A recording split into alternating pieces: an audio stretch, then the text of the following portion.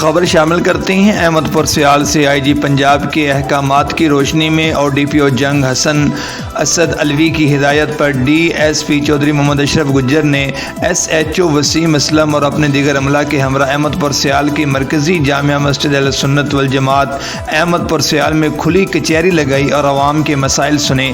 ہمارے نمائندہ محمد عرفان ہرپل ہمارے ساتھ موجود ہیں، مزید تفصیلات ان سے جانتے ہیں۔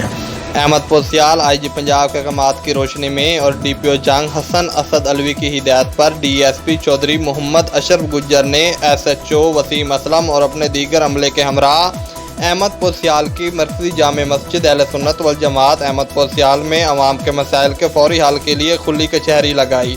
کھلی کچہری میں سائلین کے مسائل سنے اور ان کے حل کے لیے موقع پر احکامات جاری کیے۔